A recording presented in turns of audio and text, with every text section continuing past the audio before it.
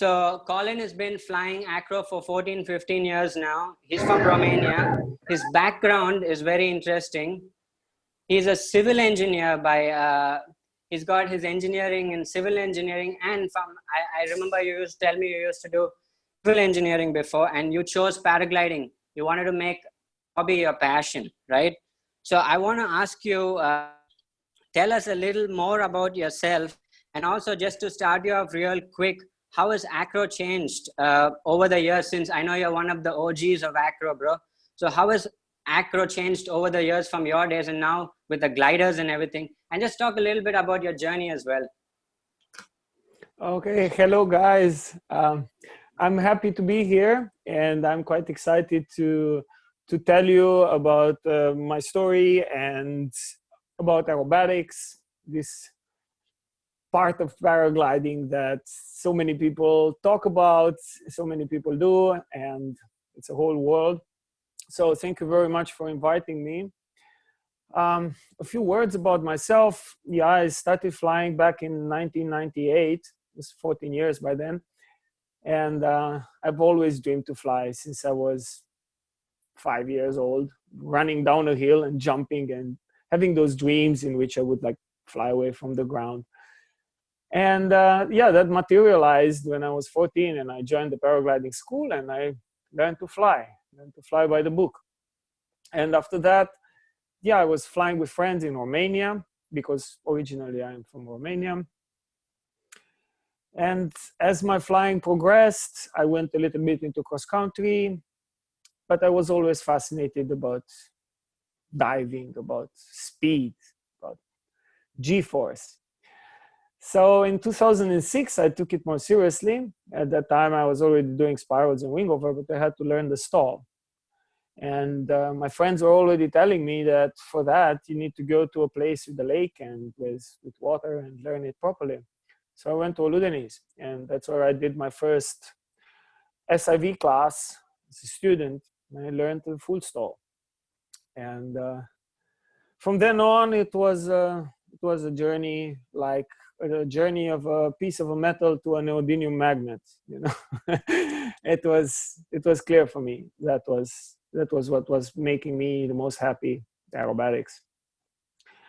So I took as much time as I could in the best places in the world that I could reach to train and to learn this, to learn how to master my paraglider and to convince it to go in places where, well, technically speaking, it has not been designed to go as deep under as possible, and keep it safe as well at the same time. And through this journey, I realized that my passion for paragliding was much stronger than my determination to continue performing in engineering.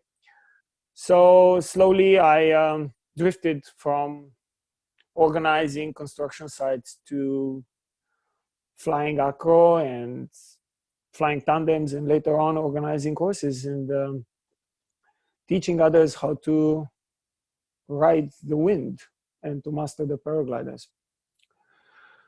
So in a few words, I guess that's my story.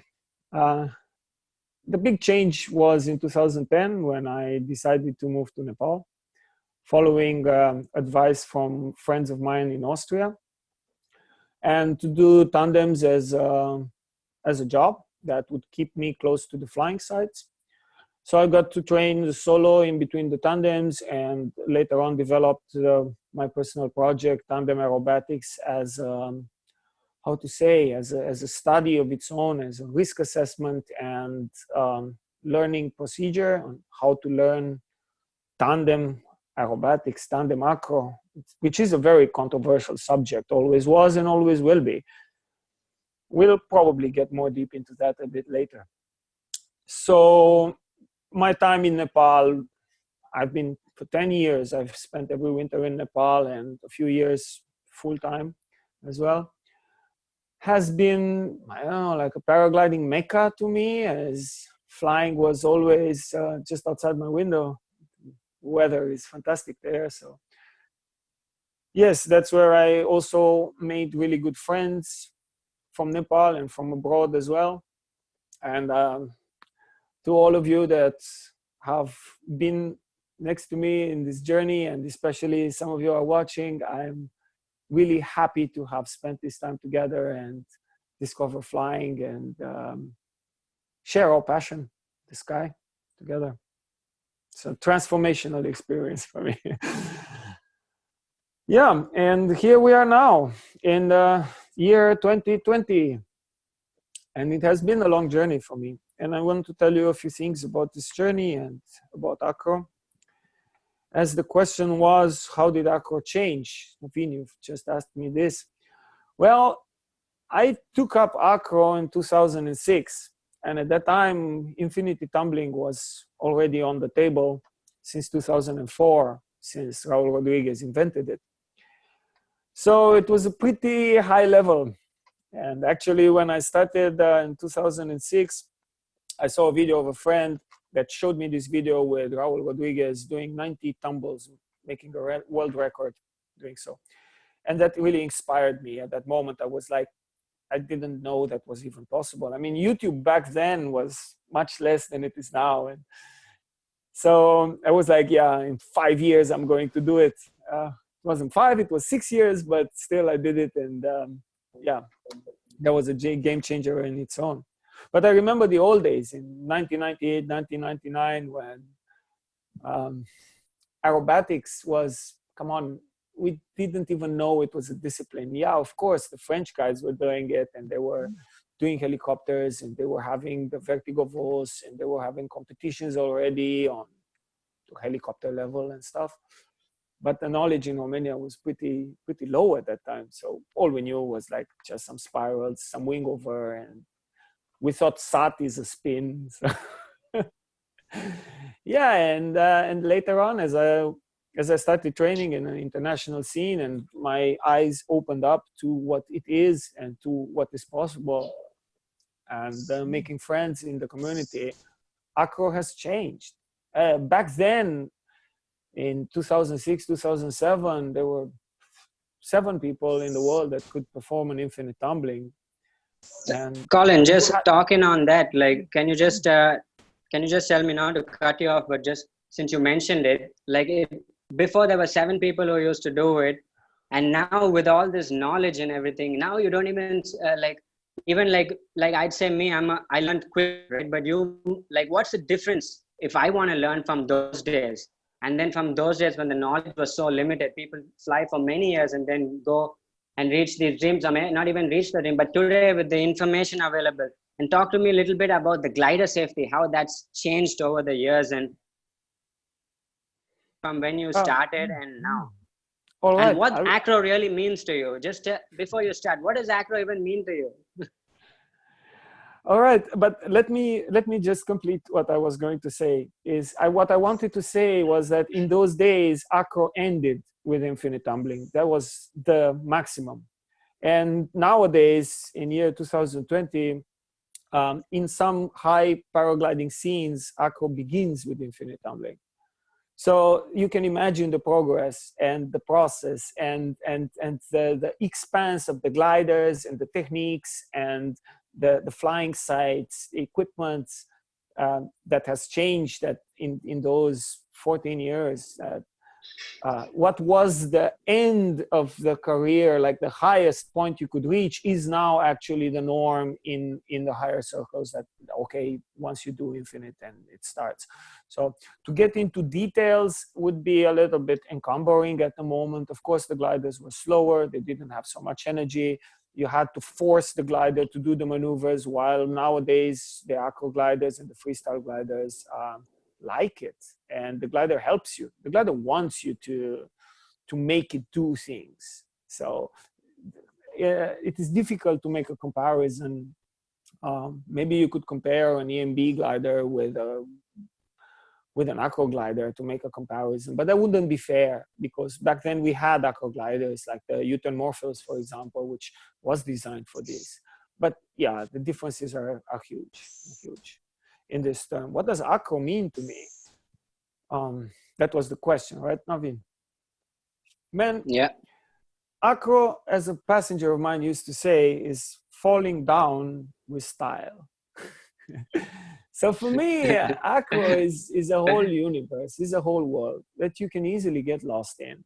You can get lost in studying a connection between a helicopter to SAT or between the SAT to helicopter. And you can see so much variety into every single detail of all the maneuvers that you can spend years performing and perfecting so many little things. And at the same time, it's the big picture. You go there and spin the world in a helicopter, and you're not looking at the glider, you're just looking around and you see the horizon line and everything is in your control and you're spinning the world.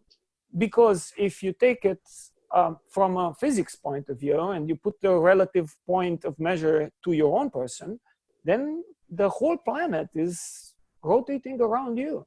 And you're up there at 2,500 meters in the sky. You can see the curving of the horizon. The whole planet, it's just turning around you. So you're like, I'm spinning the world. I'm spinning the world. I mean, these are just examples. It's difficult to put such a thing in words. I found it extremely fascinating what we can do with our gliders. And without even such a big sacrifice. Quite easy, actually. And that's what I'm here to share with you guys. That is why. Dude, there's another thing I want to mention about you. So you invented this trick called ballerina, right? You invented that trick. Can you talk a little bit of what is this? Most people have never heard ballerina. What is this trick, and how did you invent this trick? Oh, that was back in the days when I learned infinite tumbling, and I did it also with the help of a machine that I devised, and together with my partner developed a VTR, which is more of a computer with sensors that gives me feedback on what's going on. And I think that's too much of a broad subject to open up now, and it's not of interest to absolutely everybody. But at that time, I was really keen on, I just discovered infinite, and the double Esfera came quite natural after learning rhythmic on the other side. This was just in the course of the same summer. And we were planning to jump from airplane as well with a parachute and then go with a paraglider out of it. So my head was full of new ideas and what's to make new and everything. And the ballerina was basically knocking an infinite out of orbit with corrections on the opposite timing. So to make the glider roll while it's shooting. So when you start an infinite, it's gonna go in the same direction. And I wanted to turn it around, to make it turn around, so that the public can see your infinite from all its sides. Because it's one thing when you see the infinite tumbling going from the front, and another thing when you're seeing it from the side. So I wanted to turn it around. And that's what the ballerina is. So basically, you're doing corrections on both sides every cycle, and you're making it shoot in a different direction, so you can turn it around like a dance. That's infinite tumbling ballerina. It didn't really catch on because it's very technical. So that's why I don't want to spend too much time talking about it, because it's very technical. And thank you for that. Two people can catch it. All right, guys, should we take some questions or what? Is there something you would like to touch on, or you want to take some questions and then? Let's take a few questions.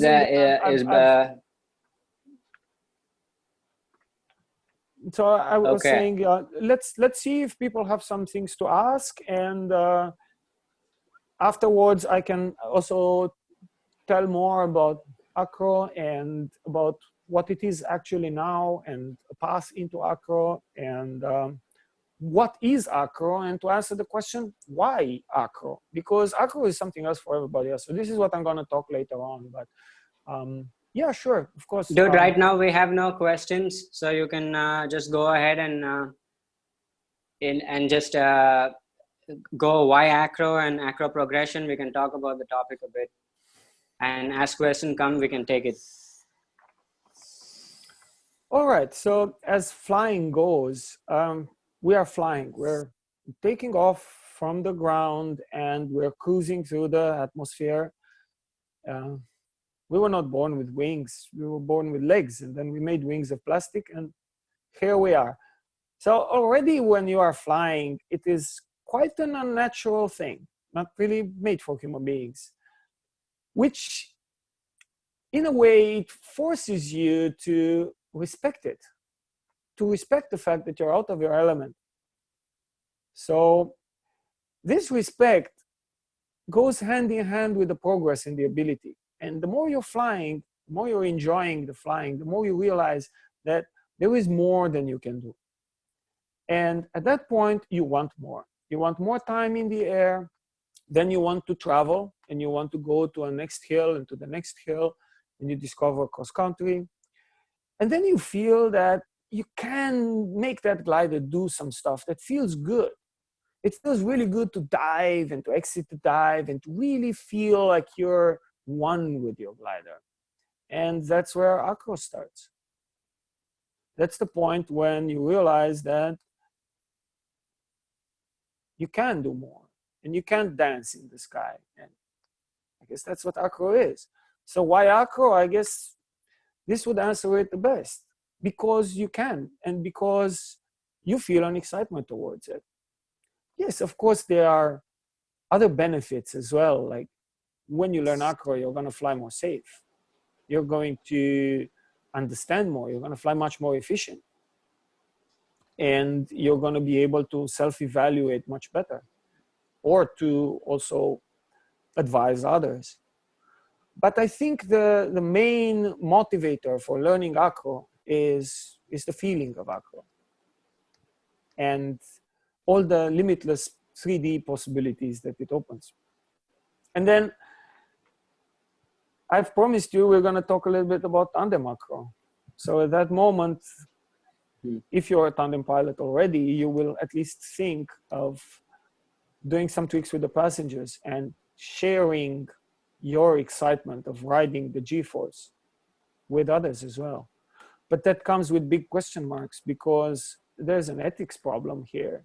The passenger doesn't know what this is about and what those risks are. And to answer that question, you have to really think on what you are actually doing with a passenger. And I think the rule here is that when it comes to tandem Acro, you cannot try things. It is unethical to try things with another person with you. So you can only do. And that's why I always say with a tandem, you don't try, you do only. And then how are you going to know how to do?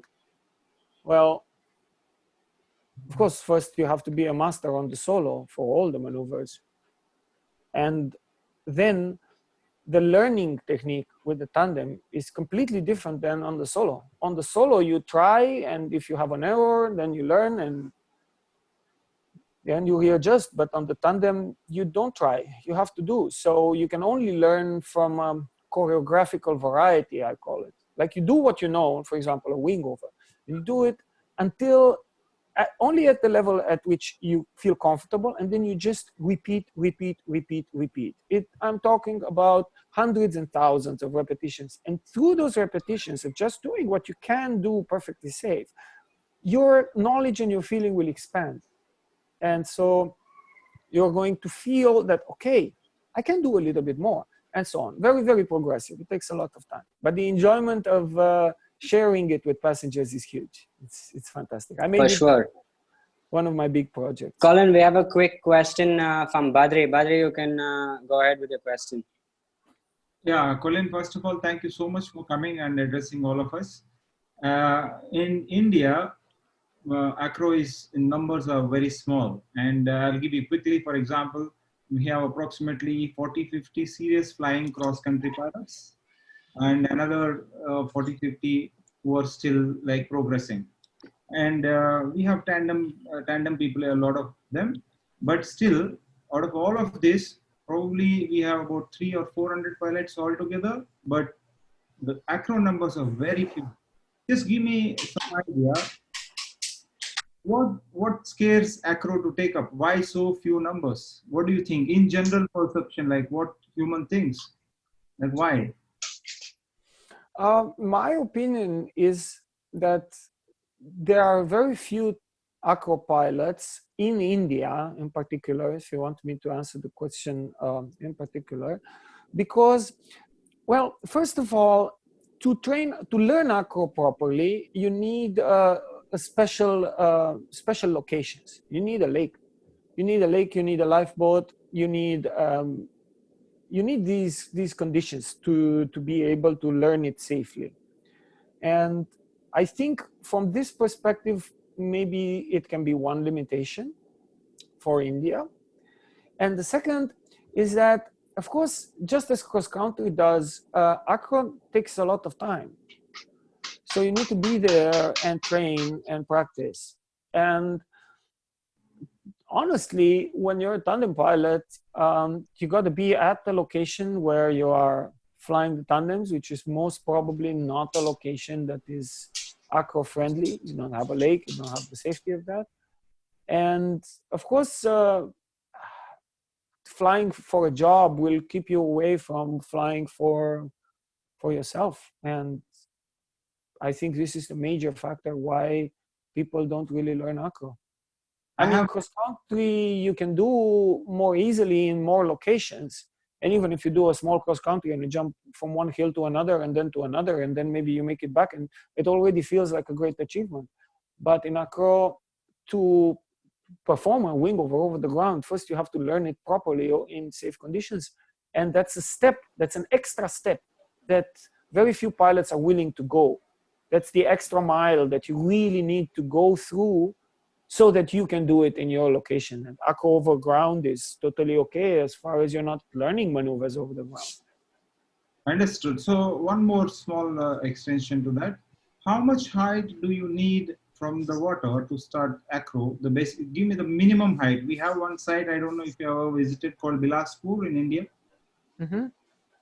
So we get approximately, I don't know exactly, people will give more feedback. I'm assuming probably about 400 meters, 500 meters minimum. Is that sufficient to start? I mean, I would put the condition on the safety height. Yeah. So when we talk about the height for acro, we talk about, okay, the maneuver height and the safety height that we keep. You know? Yeah. And the safety height should not be less than 100 meters. Okay. That is when you're done with all maneuvers. Okay. And then the rest of the height, it depends on the maneuvers that are trained and the consequent risks of those maneuvers. Okay. And this depends very much on the training plan. I'm sorry for not answering the question and just giving a more complicated loops. Actually, but in fact, it's simple. You take a maneuver and then you see the risks. And then you take your level and you add it into the mix. Like for example, for a pilot that is training helicopter, that's the spinning around your own axis, and it's just learning it, the risk is falling into the canopy. This is the major risk, the worst thing that can happen. And then if you fall in the canopy, you need at least 300 meters safety from the lake. Okay. To have a chance to get out and throw the rescue. Okay. But for a pilot that already knows helicopter and he's trying to perfect it, like to keep it going, or he's trying to get really clean exits because his exits are ugly, but he knows the maneuver already, the danger is not falling in the canopy anymore. The danger is to get twisted. Okay. Now, if you get twisted, 100 meters can, provided that you're not going to let the glider dive into spiral dive, 100 meters can be sufficient to throw the rescue, or just if the reflex is there to put the glider into flyback, then 100 meters is enough. So you see, it depends on the level and on the maneuver. I just gave you an example with a maneuver that you need 300 meters safety height to train it, or you need just 100. So that's what I mean. It's the safety height. Now, the starting height, it depends. Anything more than 200 meters is okay. Like with 200 meters, you're really, really limited. You can do one stall maybe, or you can do 2 turns in spiral and that's it. But with the more maneuvers you do, or the higher level maneuvers you do. So this site which I'm talking about, Bilaspur, is approximately 600 meters on the box when you reach. And it is a really, really affordable place in terms of our daily expenses, and going from the landing to the takeoff and living in the village is really affordable. So we have a place, probably if not all acro maneuvers, some can be done, right? For sure, for 600 meters is super. I mean, given a correct training plan and good understanding of maneuvers, you can learn everything in 600 meters. Thank you so much. Thank you. but you need Colin, to be aware of the specific risks and the height that those risks take. So, yeah. Yeah. Thank you so much. There are more people waiting. So You're welcome. Sure. thank you. Colin, we have a question from Vistap. Vistap, you can go ahead and ask your question. Hi, Colin. Yeah, you were speaking a little bit earlier about tandem acro. And I was just wondering whether this can be used as a tool for teaching also. Yeah, of course, it is a powerful tool for teaching tandem acro. However, in this regard, what I have noticed is that it's not so efficient in terms of actually doing it because it's expensive. Okay. So it is quite expensive for an instructor. For me, for example, it is much more efficient for the students to actually have a class of 8 or 10, and I can work with them all together at the same time, rather than dedicating a flight to a student individually. So from this perspective, it's not used so much because it's expensive. However, it is a very, very powerful tool to teach. And actually, with my students, when I have particular students that have a difficulty with a certain maneuver, and the individual practice does not yield results, like they get stuck, they get blocked, Right. like with wingover, for example, then I go Right. like, all right, we've tried this. No point in insisting now because your progress is very slow. Let's go together and I'll show you how it's done. And then Right. you're going to use that knowledge, and the next time you go up, you're going to have a completely different point about it. But to do a whole course on a tandem, it is not cost efficient at all. So that would not make sense. So used Right. at the right time with the right situation, it is an extremely powerful tool, extremely powerful. Fantastic. And also, just adding to that, are the forces, G forces, etc., are they amplified for the passenger? Does the No, passenger feel it even more than the pilot, or not really? No, not really. No, not at all. Actually, I would say, and I've measured them using my devices. It's the same as on the Solo. So it's really the same as on the Solo, plus minus 10%. That's it, which is not a deal. Okay, fantastic. Thank you. Welcome. Thank you. We don't have any more questions for now. So let's talk a little bit about Acro Progression.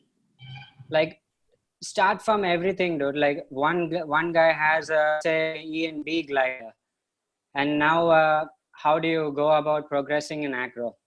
I have an E and B glider. I want to start Acro. How do I go? All right, this is super. So let's assume that we are in a decent level of flying. Okay, let's assume that you're already in a decent level of flying, let's say 100 hours and about 400 starts just to start with. Okay, so you know what you're doing there. You know your weather, you know your flying conditions, you know your skill, and you are thinking about doing acro because you've seen other people, because you've watched YouTube videos, because you've talked to people, and you would like to get into acro. So what are the steps is the question. Then first thing you need to do is to follow an SIV course. And here are two options. You can either try to learn those maneuvers yourself, or you can actually join an SIV course in a known location with an instructor of your choice and learn those basics. These are the safety basics. SIV will expand your handling of the paraglider, will expand your understanding of the paraglider, and at the same time, it will point you into the right direction to relate to your paraglider and hopefully increase your attitude towards paragliding in general. I do not recommend anybody to do the SIV on their own. This is when you learn to make a difference between the dangers and the benefits. And trying to jump over that and to do it on your own is very, very risky. I'm not saying it's not possible, and I'm not saying you're gonna die if you do it, no, but the risks are unacceptable, in my opinion. So okay, thank you. later on, We have a question from. Go ahead. Please, let me finish this, okay? Let me finish the roadmap. So once an SIV is complete, no, I was just at the SIV point. So once the SIV is completed, once the SIV is completed and that safety knowledge is assimilated, the student has, or the pilot has, again, two choices: either to go with guidance into Acro or to discover it himself. And now here, the dangers of discovering it yourself are not so big, because you already know what it's about. You've already completed your SIV, you've been through that experience, and you can assess the risk yourself because you know what it is about. And then you can either go guided or unguided and experience yourself. Of course, going unguided is more dangerous, but I would say the big advantage of guidance is making the most out of your training time and the money that you spend at the location where you're training, because as we said, we don't learn Acro over ground, we learn it over water.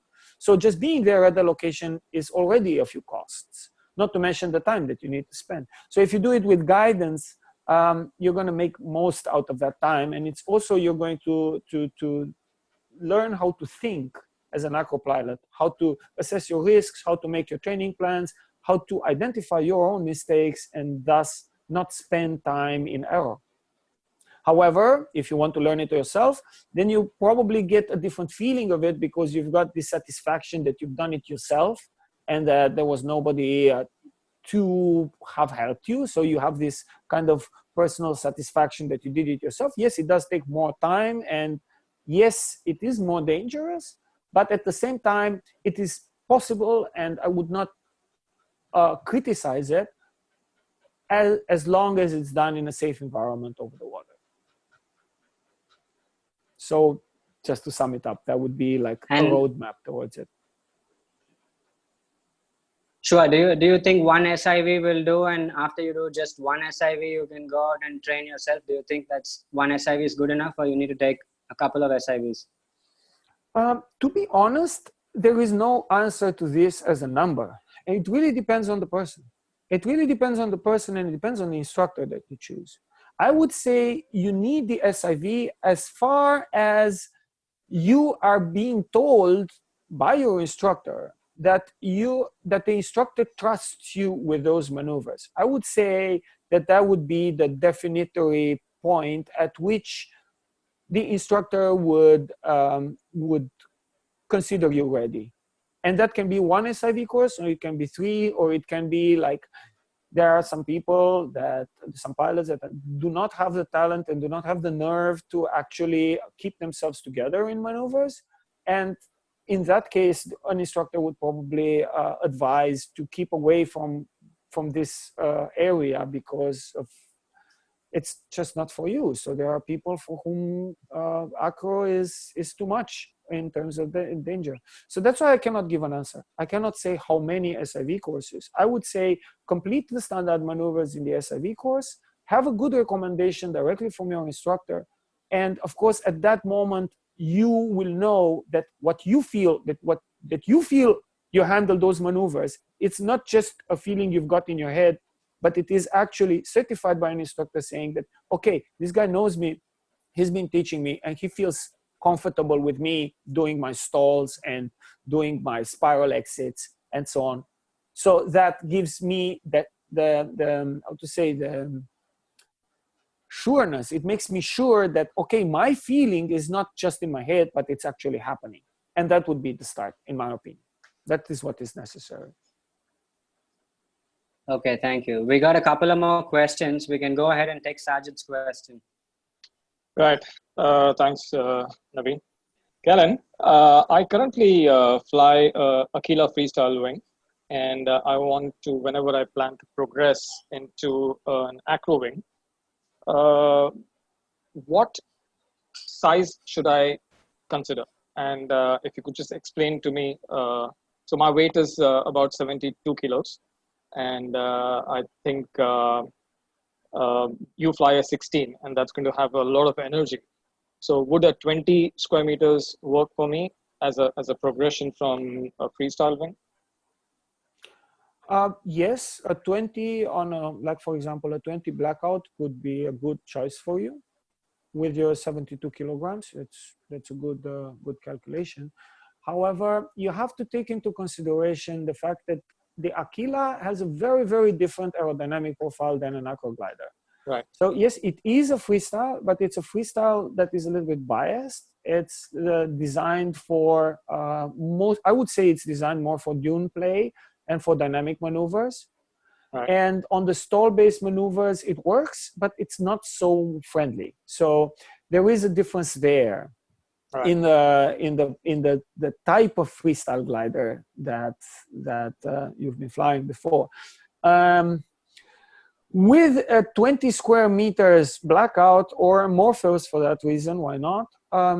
You would feel comfortable in the air, in my opinion. However, you would have to take into consideration takeoff and landing.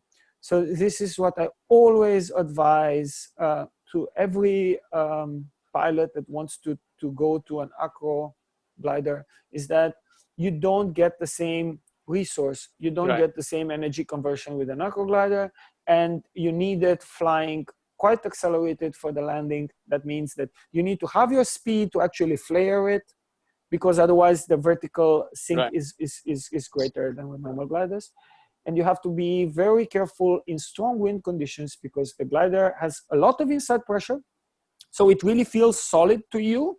It feels like there's no collapse going to be able to happen. However, this is true. However, at the moment when the glider collapses, it is much worse than with a normal glider. So you or mean with a strong freestyle winds? glider for that reason. Sorry? You mean in strong winds, the collapses In in strong winds? wind, in turbulence, and in turbulence in general. When you get a collapse, or in lee side condition, take off with side wind and so on. If you get a frontal collapse, you're going to drop 20, 30 meters, 40 meters until the glider will start to reinflate. So once it closes hard, but once it collapses, it will take a long time to recover. And also, if you get a collapse or anything and the reaction is not there immediately, it will instantly dive and put you in on auto rotation, or give you all the trouble. So these things you have to be careful with. And I've noticed there are many unfortunate incidents and accidents with pilots buying an Acro glider that don't come from flying Acro, and they come from takeoff and landing. So okay, got it. Advice for everybody. Got it. Thanks. Thank you very much. You're welcome. You're welcome, Sajid. Colin, is there anything else you'd like to talk about? Yeah, sure. We've talked about a progression into Acro and how you can progress from a good level of flying to performing hardcore maneuvers. Yeah, and we've also mentioned the fact that the SIV is kind of like the cornerstone. And it is the cornerstone, because that's when you learn how to evaluate the risks of what you're going to do from then on. And you learn the reset maneuver, which is the full stall. Just as Jockey Sanderson mentioned yesterday, the reset maneuver is the most important from this respect in an SIV course. In Acro, I would say there are two major categories: the dynamic maneuvers and the stall-based maneuvers. And where the stall would be the mother of all helicopter, misty flip, connections. The wing over would be the father of all dynamic maneuvers, where you go from sat, looping, tumbling, and dynamic connections. So from this regard, both are necessary. I would say from the SIV course, you need to come out to stall and wing over. And wing over does take a long time to learn. adrenaline. So you need quite a lot of individual practice. If the SIV course gets you prepped up so that you can practice safely on yourself and make the self-assess the risks, provided you're doing it in the correct place with the safety of a lake and lifeboat, you can practice the wing over and get it to maximum, to do it as high as possible, symmetric on both sides. And this is super, super important because everything that follows from there is going to be wing over based in the dynamic section. So that is absolutely necessary. And then, okay, now acro. As an acro pilot, you've got some huge rewards and huge benefits, but at the same time, with great power comes great responsibility. When you're doing acro, everybody's looking up. I mean, in the cross-country scene, your colleagues are gonna look up at you and they're gonna be like, all right, you went farther, you went better, you stayed there longer. And that's going to be the comparison between the pilots. But with acro, it's on the face. It's right there on the face, in the spotlight.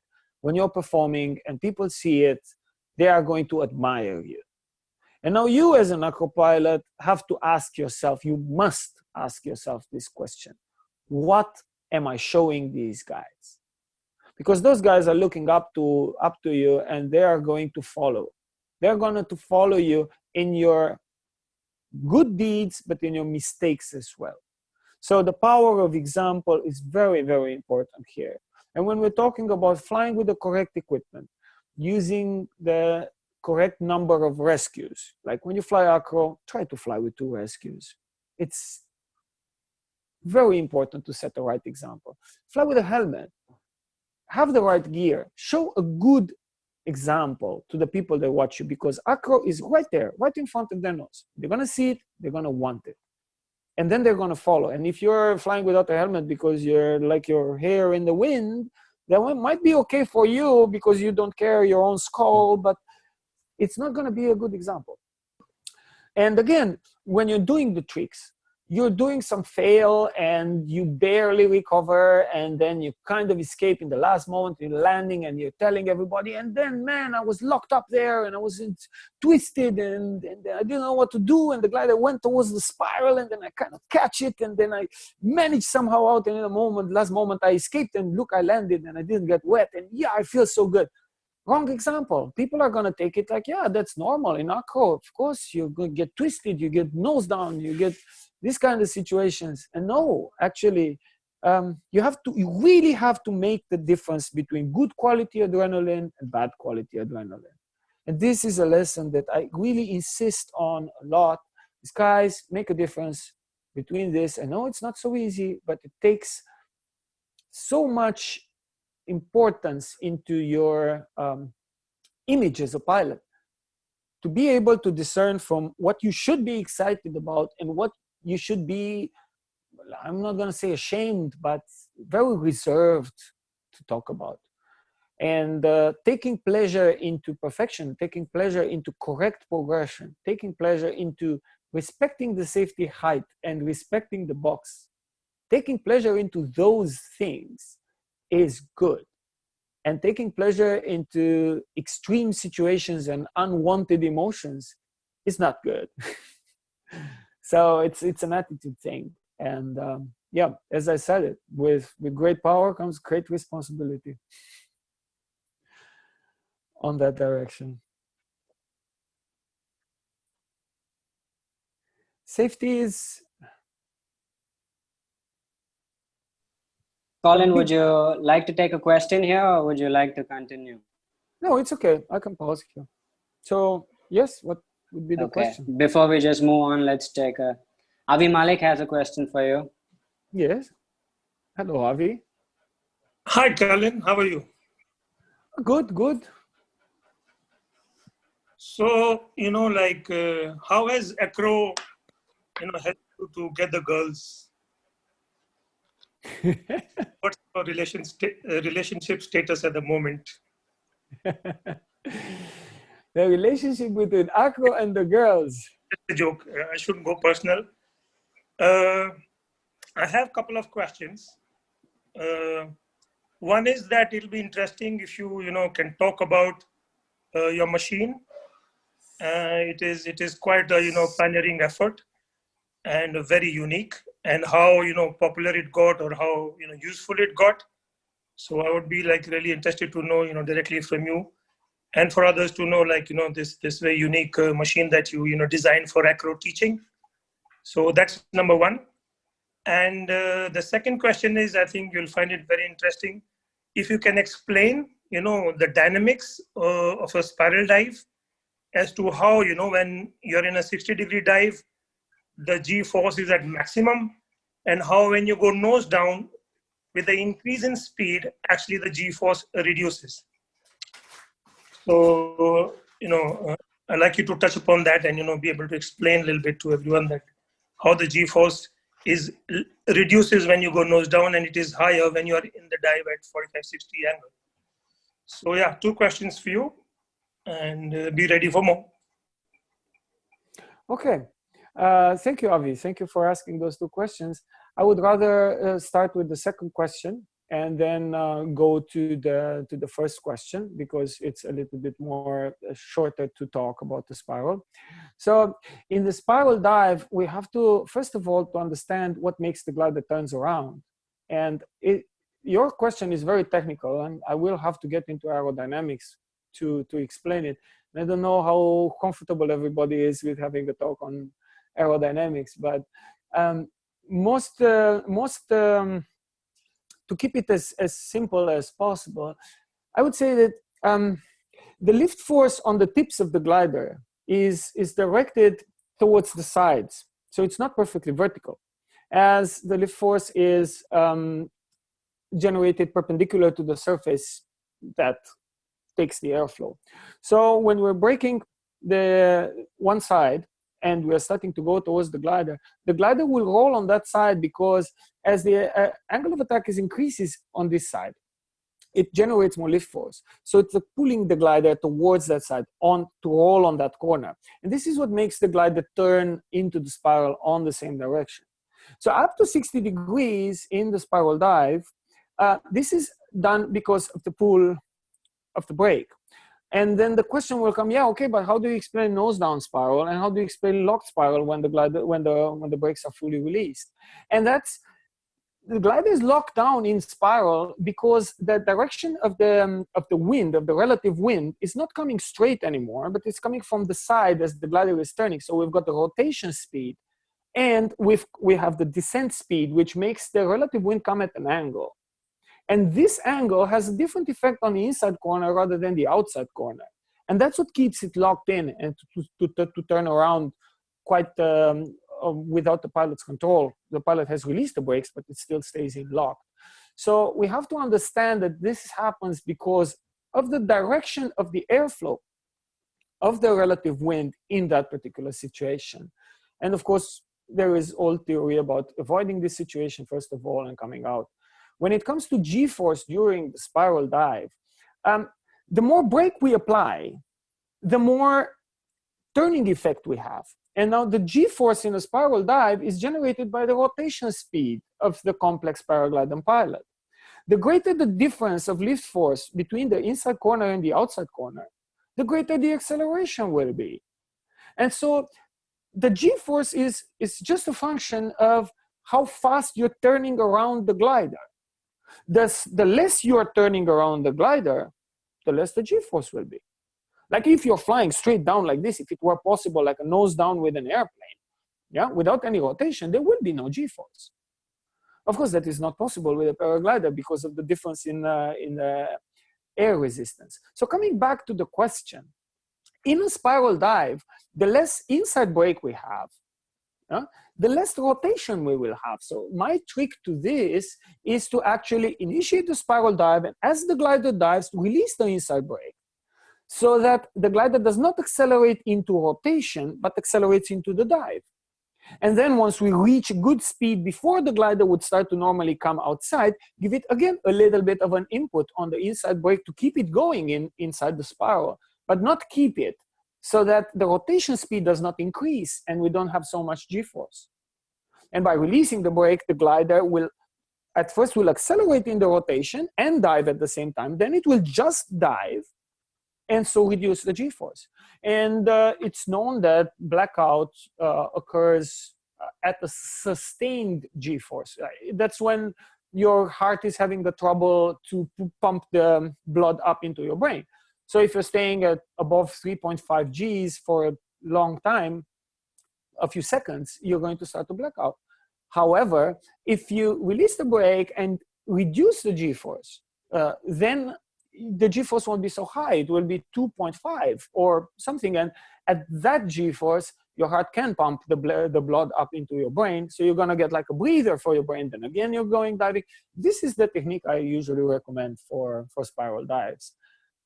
And this is how I would explain the G-force behavior and lockdown spiral.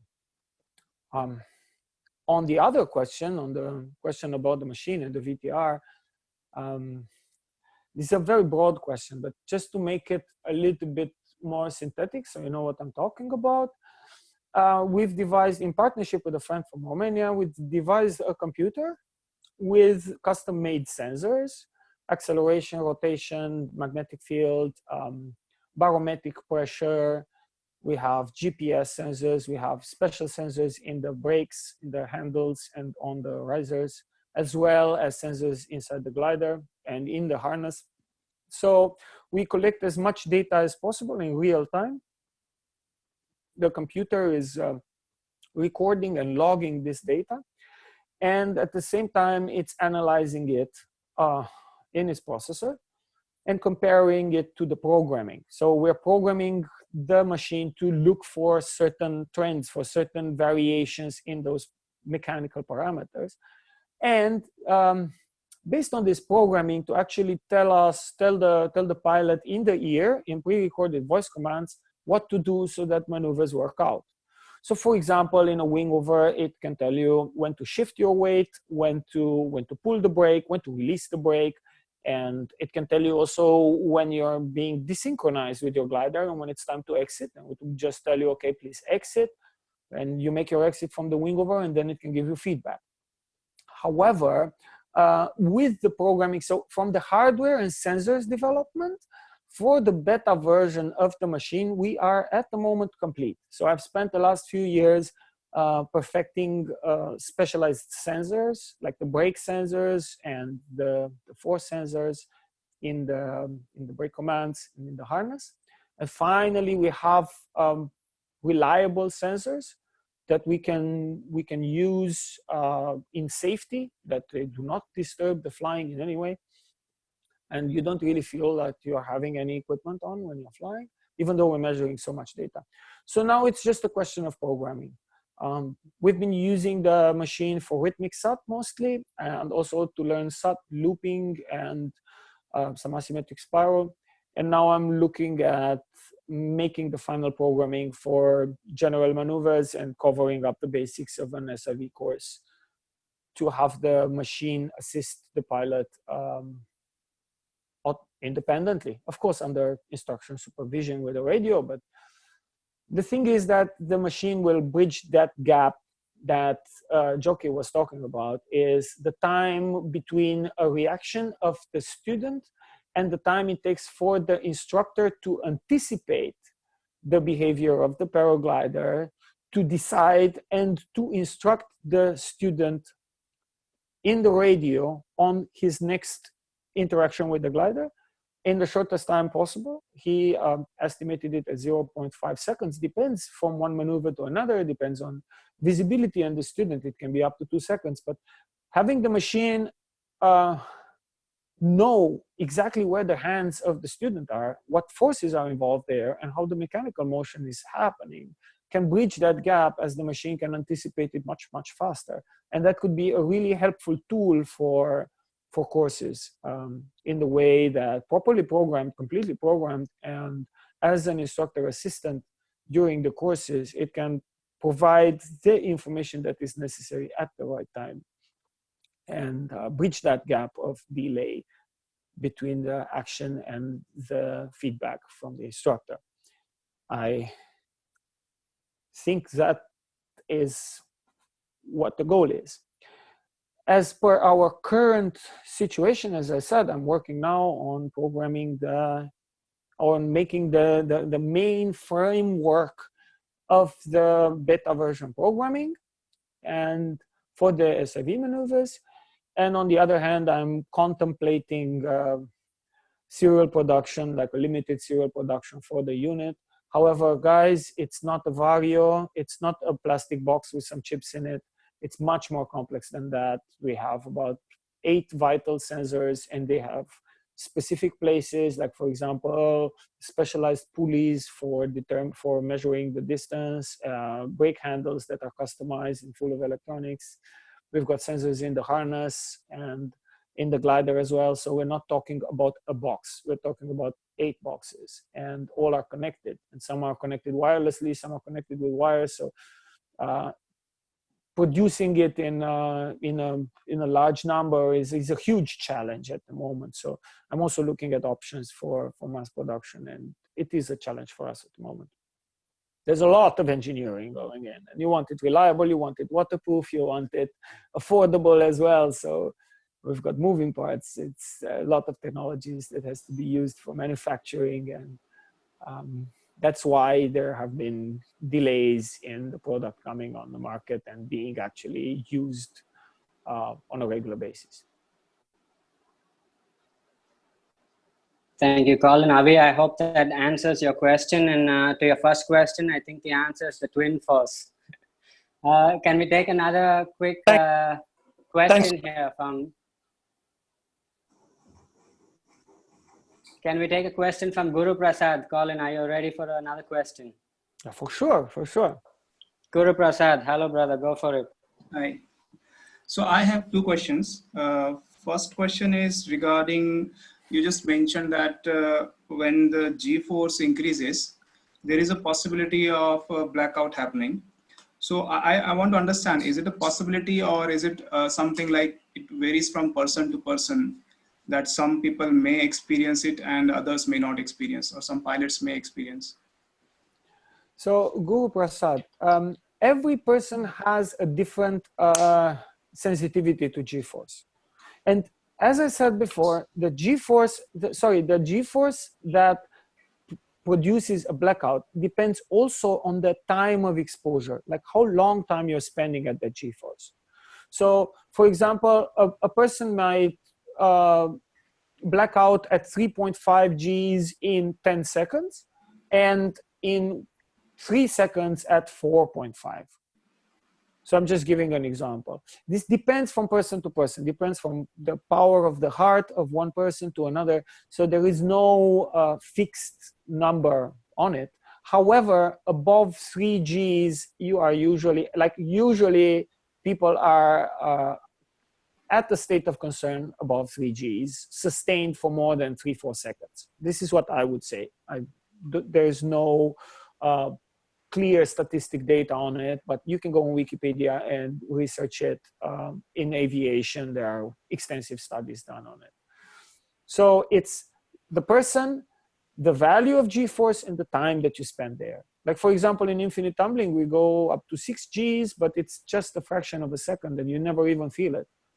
However, on a SAT entry, for example, when you're exposed to 5.5 for 2 seconds, you might have a point in which you're seeing gray or not. It can happen. So it does depend from person to person, but it's usually in the range of 3.5 to 4.5 Gs. So thank you. My second question is in connection to this only. So how do pilots train themselves for holding more Gs? So I know that there are some machines also, but apart from machines, like what kind of a workout pilots usually do who are into all these high maneuvers, high G maneuvers? It's quite straightforward. First of all, you have to understand the mechanics of spiral dive and to have completed a course in this regard. So to train to be able to control the angle at which you're banking in the spiral, that is in your choice, how steep you're going to make the spiral. And by at the moment when you're able to control the angle at which you're keeping the glider in the spiral dive, you can choose to accelerate it and let it go more towards the nose now, or reduce it back. And that's the place where you can play. Because in the first stages, as you're doing the spiral very lightly without letting the glider go deeper, you will have less forces. And then as the glider gets deeper, the rotation speed increases. And as the rotation speed increases, you're gonna have more G-force. And at that level, you can play with it and you can practice to expand your resistance to the G-force. And that's what I would recommend as a training. But again, you need to master the spiral before, like to be able to perform a spiral and to control the angle so that you don't accidentally get in a situation when you lose your temper or your orientation and you panic. Because if you panic under high G-forces, the brain will automatically use a lot more oxygen than normal. And that's gonna make you black out. You will not black out and you will not pass out, especially. You're not gonna pass out just because of the G-force. You're going to pass out because you're panicking. And this is an important thing to note. If you feel like you don't feel cool with the situation, then go with an exercise that's easier on you and don't push it, because if you flip and you panic, the amount of oxygen the brain needs to stay awake is huge, and the chance of passing out is much higher than when you're really cool and you're focused on your muscles and doing the compression on your body to keep the blood going to the brain. Okay, so this answers a part of my question. Like, this is the training that is actually, I'm saying the live training when you're actually doing the acro. I also wanted to know, other than that, like if you are not flying and you want to train, in a way like you want to make your body more adaptive to these kind of situations, like are there any other different, I would say, gym workouts or some yogas or something that, is there a study which says that these are the kind of practices that help somebody to prepare in advance? Breathing techniques are really good. So practicing abdominal breathing, practicing under pressure breath. So actually expelling the air out of the lungs with the pressure. So putting more pressure on the lungs increases the gas exchange rate. So the oxygen will pass to the blood more fast if you are keeping a pressure in your lungs rather than when you're breathing super relaxed. And exercise that you do on your muscles, like trying to contract as many muscles of your body as possible and breathing deeply and strongly. This can help as a technique for this. And you can also do some muscle memory training on this, like on your body, that at the moment when you get to encounter such a situation, you can just tighten your muscles and keep your belly tight and the pressure in your lungs and breathe. So yeah, this would be the physical exercises I would recommend for training for this. But the most important thing is the mental awareness, in my opinion. And to be aware of the fact that the blackout comes in stages, be perfect in the understanding and feeling on how the exit procedures are from such a maneuver during flying. And last but not least, remembering the fact that if you do get surprised by a blackout and you stop seeing, do not panic, and the loss of consciousness does not come at the same time with the loss of vision. So even though you lost your vision, you can still have the presence of mind to actually exit that maneuver or to prevent it from degenerating. I hope this answers your question, Prasad. All right, Colin, thank you. Do we have any more questions here? Is Sarah gonna ask a question? All right, because I see them coming on video. Okay, Colin, would you like to continue? Is there anything you would like to talk about more? We've talked about the rewards and the good quality adrenaline versus bad quality adrenaline. But I would like to talk about the fact that acro is really, really rewarding. So it might seem to be a little bit more difficult than cross country because you don't. You're welcome, Guru Prasad. It's my pleasure. So it might seem a little bit more difficult than the cross country because you do have to get to a location and you do have to train, to follow a training. I mean, like it's really important to follow an SIV training to actually access Acro knowingly and understand fully.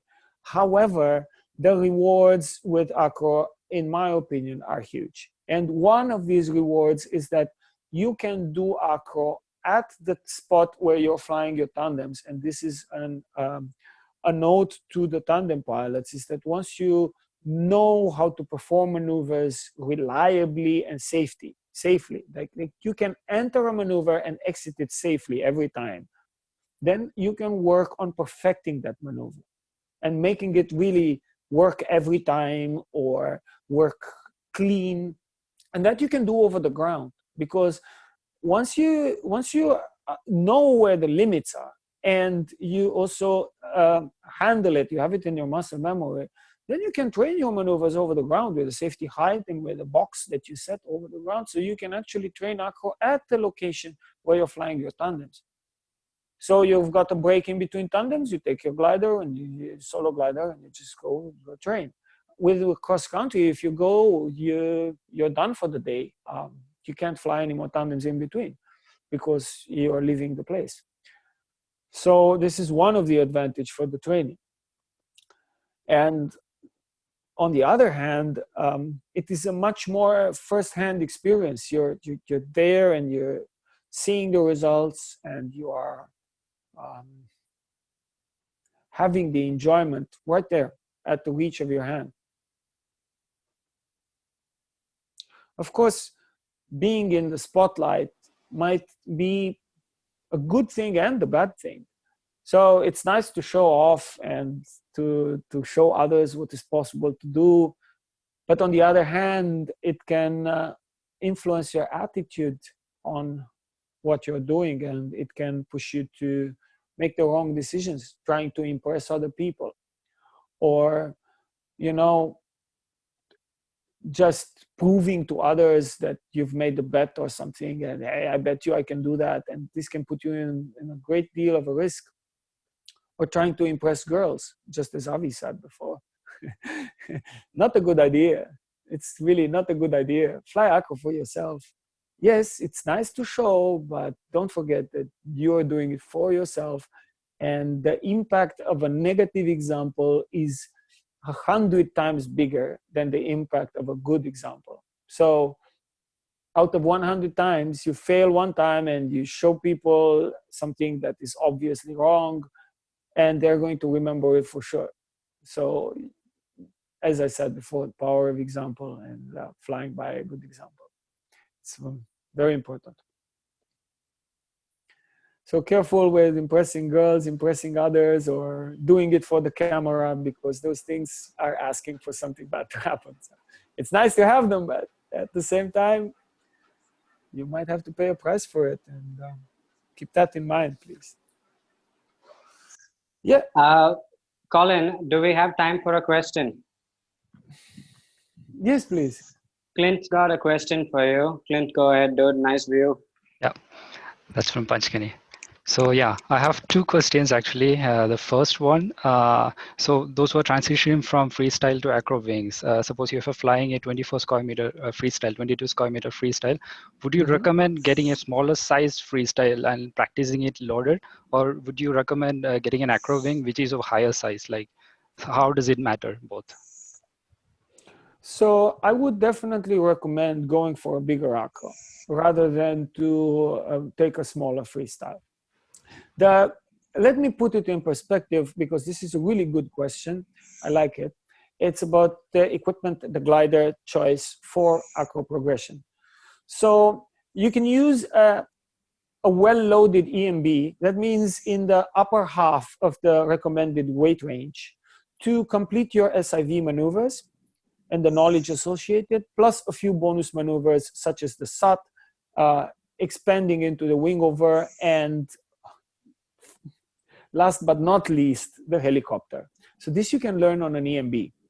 And an EMB loaded in the upper half, not outside the recommended range. Then you're going to switch to the freestyle. Why are you switching to the freestyle when you can do really beautiful wing over on EMB and helicopter just as well? And there's a lot of training time you can put into that, especially with the right dedication and guidance. It's a whole universe in that, as I said. Helico is a never-ending story. Well, you want to transition to freestyle glider because you want the asymmetric SAT. It's an old school name for side tumbling. And you want your looping. So you can't really perform looping like side reversal. You can't really perform it safely on an EMB. It doesn't have enough roll. And on the other hand, you cannot initiate an asymmetric SAT or a dynamic SAT with an angle of oscillation on an EMB. Not to mention a rhythmic SAT, which is out of question on an EMB.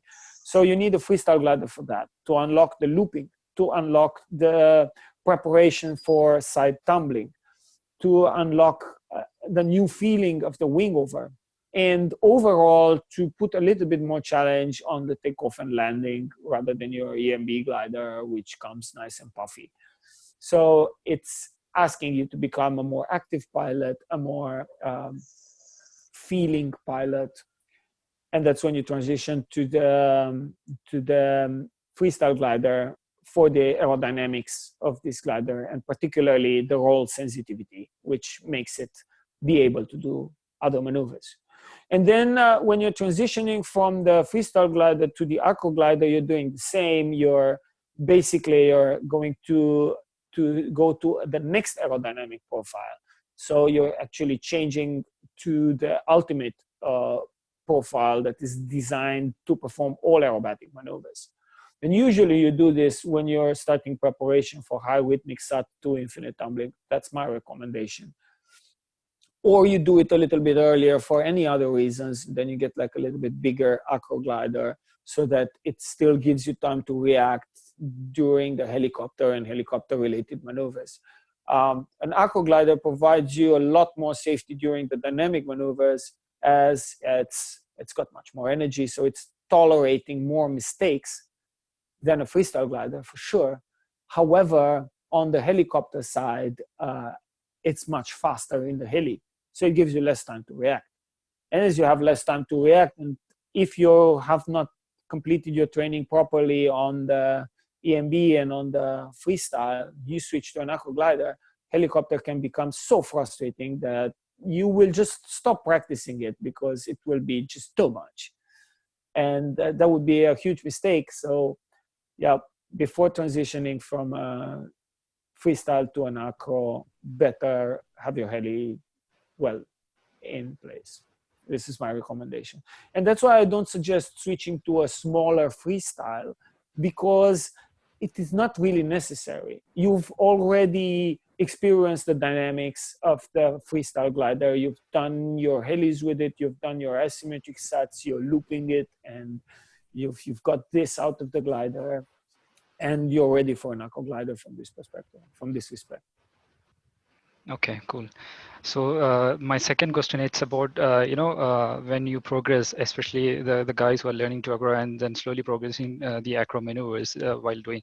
So what is that the different set of maneuvers that we should be focusing on, like as a first set, then the second set? No one could really jump into infinity, right? There are certain set of maneuvers that should be done before that. Even before a helico, there should be certain set of maneuvers we should be doing. So what are the set of maneuvers that you will be categorizing as a first set, then second set to be known before progressing, like as a progression? Okay, so in my opinion, again, you have the basic piloting, and then you've got the advanced piloting that you learn in post-school or during the school or later on in the club when you're perfecting your flying skills. So you should be good with the glider. I want to mention it just as it was mentioned before, it is very important to have the right amount of piloting and flying together with the glider, feeling the reactions, having that cleared. And then proceeding to the SIV course. And there in the SIV course, I'm not going to enumerate all the maneuvers because we know what an advanced SIV, so basic SIV, advanced SIV. And then from there on, you go into acro. And as you're starting into acro, you've got the first candies, like, okay, you've got the SAT, which is really, really, really nice. Then you're perfecting the wing over, and you are practicing with a flyback. Okay, so this is like the basic Acro starter pack. Okay, and as you are perfecting the flyback, you can complete that with the spin and the varieties of spin. Then you've got varieties of stall, with dynamic stall, quick stall, stall with flyback, stall with direct recovery. Every instructor has a different way to structure those. Yeah. So we said, okay, varieties of stall, varieties of spin, deep stall or parachutal. This is in the same package with SAT and wing over. And now you've got this set, and this is post SIV or beginner acro pack, as we said. And then you go to the big boys. You go to helicopter. And the helicopter is like, okay, you're staying there in this soup with different techniques of entering the helicopter, helicopter from deep stall, helicopter from spin, even try some connections, coconut spin if your glider is spinnable in the SAT. On an EMB, this would be kind of like the highest level you can go because you don't have enough power to spin the SAT. So you're staying there with a helicopter family. Now, if you've got an EMB glider, you're staying until you can manage safe entry and exit from heli. Otherwise, if you're switching to a freestyle glider, then you're unlocking the next set of maneuvers. Now, some instructors add in the Misty Flip here. Personally, I prefer to leave the Misty Flip for later because to actually do correct a Misty Flip, you need to fly the wing during the whole maneuver. And it's complicated. It's really complicated. I mean, you can do something that feels like a Misty Flip quite early at this stage and quite safe. However, the technique is going to put some, how to say, wrong muscle memory. And it feels good, but it's wrong. In the fact that if you later on want to do it correctly, like competition style, you're gonna have a hell of a hard time learning the Misty Flip again. However, if you want to learn it really well from the start, I would put it after the helicopter together with the rhythmic SAT in the same skill level. And then it's the glider. Then you switch the glider, you change the glider, you go to freestyle, and then you practice again the helicopter on it. Mac twist can come there, at least early types of Mac twist. You're going to take your wing over to perfection, do the side looping, or the looping, get that close to vertical, asymmetric SAT is unlocked, and then you're gonna play with asymmetric SAT. You're gonna get with positive exit, then with, you're gonna start to practice for the side tumble, then you do the side tumbling, the low side tumbling, medial side tumbling, high side tumble. At that point, you're already starting to practice on the rhythmic as well, because you know where you are and what you're doing. And some pilots also get really curious about connections at this point, SAT to heli, heli to SAT, Misty. This is the area where you want to learn the Misty. And then once you're with all the maneuvers at level, you can play with the dynamic stall to helis, which is freaking awesome and so underrated. It's a lot of training to do a perfect open dynamic stall, tail slide, bam, heli backwards.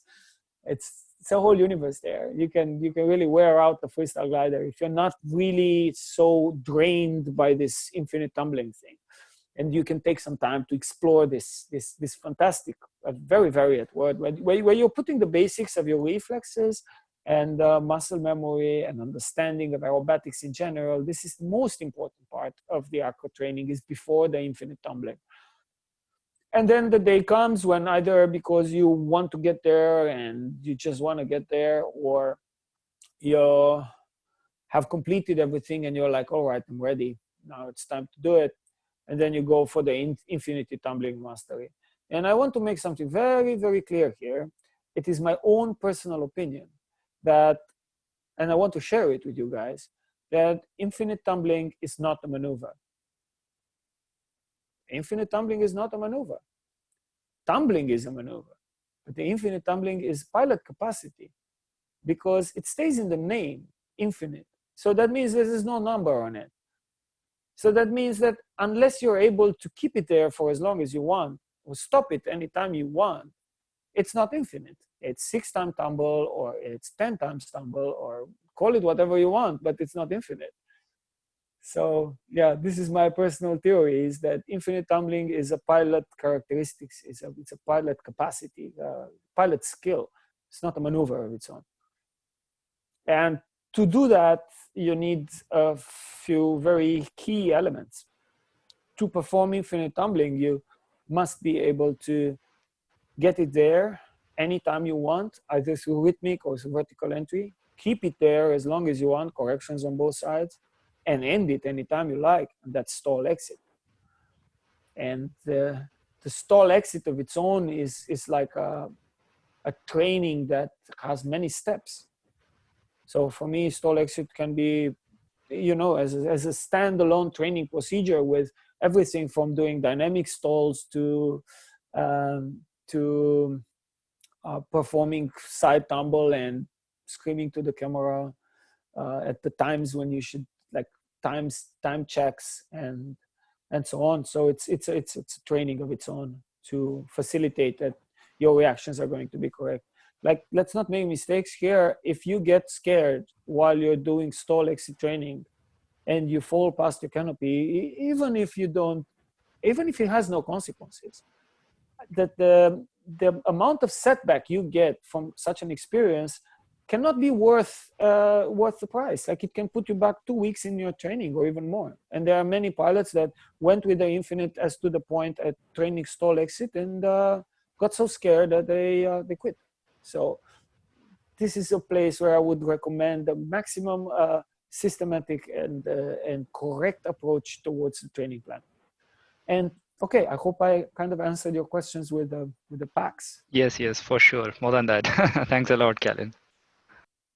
You're welcome. It's my pleasure. And thank you, forget, Calin. We have another. Yes? Go ahead. I just wanted to note that we have another 2 questions. Okay, I'll be glad to answer them. I wanted to mention, when you're switching from rhythmic side, when you're going from high rhythmic and you want more, you want to go towards the infinite, that's when you buy an Acro glider. And you have to buy it on the weight range that is recommended. So hopefully you've got your heli ready. Ready or not, there you go. All right, okay. I'm done. I'm listening to you, Naveen. All right, thank you. Calin, Fossil Allen, he wants to know some fun experience that you shared with a passenger on the tandem. And after that, we can take a question from Avi and one from Guru. Some fun stuff, and people want to know some fun stories on the Twin Force. Some fun stories on the Twin Force. Oh, all right. Well, there's so many. I mean, it's so many years of flying tandem Acro. It's difficult to single out one of them, but I can tell you this one. So I was in Gerlitzen in Austria, and it was one afternoon, and this guy shows in. He stops in front of the paragliding offices with a motorbike, you know, like a big enduro motorbike. He's all dressed in leather, full of tattoos everywhere, but quite fit guy, you know. I don't think he was heavier than 75 kilos or something. And really mean looking face, you know. He comes in and he's like, I want some excitement. And I look at him and I go like, dude, come on, really seriously? And he goes like, yeah, I want excitement. And I go like, all right, man, look, come on, just get the maximum excitement, infinity tumbling. Here, it's triple the price of the normal flight, but this is the maximum you're ever gonna get. So the guy goes like, yeah, but why is it expensive? And I'm like, come on, you have to understand. I explain him the details. And then he goes like, but I go to him and I'm like, but you do have to fly before, you know, this is not the first time experience. And he goes like, no, I don't need, take it on me. We can do it. I'm like, all right, man, you're really radical, you know, full power. So we go up for his first ever paragliding flight in his life. And we go on the takeoff with the Twin Force. You know, the wind was good and everything. So we're flying out over the lake, and this guy's super chill and super cool. And I tell him, okay, dude, look, this is going to be quite extreme. And the thing is, you can't say stop. So if you say stop, it's okay, fine, but it will take a few tumbles to come down because I'm not I'm not going to stall the tandem as an exit from infinite unless it's really necessary. It's quite dangerous, actually, to stall the tandem as a regular basis. So he goes like, ah, man, I'm quite okay. I'm dude, man. I'm all strong and everything. And then we go into like tumble entry, and we do about 20 tumbles over the canopy and everything. And the guy's like screaming happy, you know, he's like full on there. Then we come out and we've just got the safety height, like 250 meters over the lake. And then we just do a heli. You come towards the landing, and he goes like, yeah, man, let's do that again. And I'm like, where to do it? Just crashing the lake with it. So yeah, that was really, really intense. And I thought that, okay, it's such a dazzling thing to actually come to the first paragliding flight and to go infinite tumbling there or the canopy. So, and I will also share my experience with you on the Twin Force. It was Gurlitzen as well a couple of years back. And what you said, hey man, I want to try infinite tumbling with lightweight passenger as an experiment, right? And I was the lightest one, and so we went up to the takeoff, and it was that was a really fun experience. So we come above the box, and Colin's like, okay, how are we ready? Okay, let's go for it. So you go in from, and you also wanted to show me the asymmetric spiral, yeah? So you go in from a wing over to the right, asymmetric spiral, boom. And then we went in 6 turns. It was nice. And then we came out anti-rhythmic. And then I was like, wow, man. And I looked down. Okay, we are quite low. And then I didn't say anything. I thought you're going for your usual dynamic stall to twist it. And then I was like, okay, what's happening here? Another wing over to the right. Boom, a spike went in tumbling so low. And I was like, hey, Colin, we're really low. And he's like, shut up, you lab rat. I know we're low. That was a crazy time. And we went tumbling. And, and then we went tumbling. You inside. We went inside. We came out. And you still had height for zero gravity. Helicopter. Wow, man. The connection was like, I don't know. For people like have to fly with a really nice tandem pilot. Like I think like, and most people agree. Or even told separately, you know, I haven't seen anyone fly tandem acro better than you in the world. The way you connect the maneuvers and everything. Whoever has to do it, if you find them in a spot, just do it, just to know this feeling of like all these years of training and just the possibility. Because it's different when I fly with you and when I fly with myself. It's different how you connect and everything. All right, guys, let's go for a question from Avi. Avi's got a question for us. Hi, Colin. hey, Avi, hello again. Yeah, thanks, Naveen, for sharing that. It's really a joy listening to, you know, fun stuff as well. So, you know, just the last question, Colin, if you could talk just a little bit about you know, the new age, new generation C's and D's, just full stall and recovery, different techniques, or are we talking in the future that, you know, different gliders will have different, you know, stall and recovery techniques as we go, you know, advancing in performance and aspect ratio. So just a question on technique of stall and recovery for advanced C's and D's. Thanks. Okay, sure. Thank you for the question, Avi. It's a really, really good question. Actually, I think it was mentioned before when it was the topic about SIV course and about performing stalls with different kinds of gliders, is that we have a very different way of stalling, deep stalling or full stalling or flyback with an ENC or an END glider because due to the aspect ratio. To make it more clear, I would say, okay, it's obvious that because the glider is longer, has a higher aspect ratio, the danger of the cravats is much higher. So when you are stalling the canopy, because of the initial shock of the glider falling backwards as it starts to fly backwards, and the nick backwards, the tips are going to fly to the front. And second, as the brake ramification of an ENC or END glider is cross-country optimized, so that means that the tips are affected first and the middle much later, as the brake ramification is shorter on the outside. So to improve the handling of the glider with the least effect on the middle of the glider, because of this, the corners are going to fall first, and the middle is going to follow much later when you're doing the stall. And this can also make the corners crash into each other in the back and even not to each other. You can have like a inverted horseshoe with your glider not behind you. This is also something that can happen. So because of these problems with the cravats, the stall technique for an ENC or an END is substantially different than the one you'd use on an ENA or an ENB. And what do I mean by this is that personally, I don't coach stall on an ENC or END before the pilot has already performed and handles well the stall and the deep stall on an ENA and ENB. So don't try to learn the stall or flyback on an ENC or END directly, because that's really, it's dangerous, and it's also the wrong way to go, because the glider will not give you the same feedback. The reactions of different parts of the glider are much more violent, as the aerodynamic profile is much more sensitive, and the complications can have much more, how to say, dangerous effect. And also, it's very easy to get yourself stuck into some situations that you cannot recover.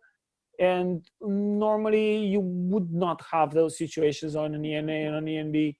And therefore you have to throw the rescue, and that's a bummer. I mean, during the course, if you have to throw the rescue, okay, you've lost the flying day, and so on. So the learning that you're doing in that course is also affected by this. So therefore, I would recommend, and this is the way I teach, to perform the stalls correctly and nicely on a stall-friendly glider, ENA or ENB, and later on to progress to the parachutal stall. And then when we are going to do the stall on an ENC or END, we're not going to crash the glider completely. We're going to get it close to the point of stall. Then we're just going to initiate the stall, then kind of guide it more into a parachutal stall, because that's what you're going to do. You're going to do a parachutal stall or a deep stall, and then with a little bit of a nick, guide it nicely into the flyback and recovery of the flyback further on, or direct exit from the parachutal stall. So attention, with the ENC and END glider, we're not talking about the old school stall with the hands down there and riding the beast, you know, we don't do that. So yeah, you can do that on an ENA, or at least in the very first stalls, but not on an ENC or an END. So first learn it on an ENA, ENB, and after that on an ENC and END, more like deep stall to flyback oriented and with caution. Just in case you get a cravat and you want to reset it, then you're not going to just ram your brakes all the way down for safety. That's just going to get you in more trouble. So if you're doing the SIV course for safety when you're flying cross country on END glider, that's great. Do your SIV on ENA and B, and later on, for the safety of the stall on an ENC glider or an END glider, you will learn the correct inputs to simply put it into flyback. You don't need the stall. You need the flyback. That's what you need to reset a cravat, or to stop a spin, for example, that's going uncontrollably, or to prevent the glider diving into a spiral dive following a cravat, or into an auto rotation. So that's what I mean. I hope it kind of explains the differences and the correct techniques of learning. And I don't know, Avi, does it answer your question nicely? Yeah, very much. Thanks. Cheers. You're welcome, and thank you for asking. Thank you, Colin. We have 3 more questions, but TJ is now on the camera, so let me just take a quick question from TJ. TJ, go ahead. Okay. Sir, unmute. Yeah. Oh, yeah, hey, hi. TJ. Hey, Nice Colin. to see you. Nice How are to you see you, doing? TJ. Good to see you here. And Good to see you again. yeah, I have a quick question. I mean, of course, you have mentioned, but I still like to get that focus more on this question that we have larger numbers in tandem in India, and larger numbers, I mean, pilots, so many pilots in tandem, flying tandems. So, and yeah, of course, acro, everybody loves doing acro. So can you share your thoughts on how they should approach towards acrobatic, and how important, you know, for equipment, I mean, what kind of equipment they should have in and not compromising in safety. Of course, they are flying passengers, so yeah. Okay, so you're talking about the equipment and safety for the tandem or for learning acro? What is your question related to? Yeah, I mean, approaching towards acro, of course, that's one, as a tandem pilot. And then not compromising with, I mean, let's say using a very old tandem and doing pulling sat or spirals on that. I mean, G maneuvers, it's not safe, right? So yeah, so I'd like to have your thoughts on that. Okay, well, it sounds like two different topics for me. I will start with the most screaming one, with the one that is actually screaming in our face, is that doing acro or any high G-force maneuver on a tandem is extremely dangerous from an equipment perspective if the tandem has been used or is in a degraded state. Guys, when you're doing a SAT entry, you are going up to 5 Gs when you're just doing the SAT entry. And if you're doing that SAT entry and you got 5 Gs on the pilot, keep in mind that that 5 Gs is directed on only half of the glider, the half of the glider that is flying. That's what takes all the load. So you're loading up your glider with 8 up to 10 Gs. You're loading those lines. If those lines are old, they will snap instantly. And the next thing, you're going to have ripped lines, ripped A-lines, and ripped glider. Good luck flying with that. You won't. Yeah, it's going to be in the best case scenario is going to be rescue deployment and going for the landing in the jungle. So do not compromise on your equipment's condition. Even if your skill is perfect and you can SAT the tandem with your eyes closed, fine. Keep your safety above the ground at least 200 meters, at least 200 meters after you've exited the maneuver. We're not talking about the height you beginning the maneuver. We're talking when you're exiting all maneuvers at least 200 meters over the jungle. So no show off SATs at the level with the takeoff or something like that. And I'm talking about equipment in really, really good condition. You're flying an old glider because you can't afford to buy a new glider and so on. Well, you can't afford the luxury to have fun with your tandem, man, no matter what your skill is. I'm sorry. I mean, like, if it's a job, fine, it's a job. It means the money, right? So if it means the money, then it means that in a way, you are your manager just as well as you are a pilot. Now, don't get those two things mixed up, okay? Because that poor fellow passenger, it's not his fault that you're a poor manager. You might be a great pilot, and to be a really poor manager, you can't save the money for the next tandem glider. It's nobody's fault. It's your fault because you didn't save enough money. So then don't expose your passengers to this risk because they're coming there to see your quality as a pilot, not your quality as a manager. So please be very aware of this, and I'm completely with TJ on this one, is make the difference. Make the difference between a good pilot and a good manager.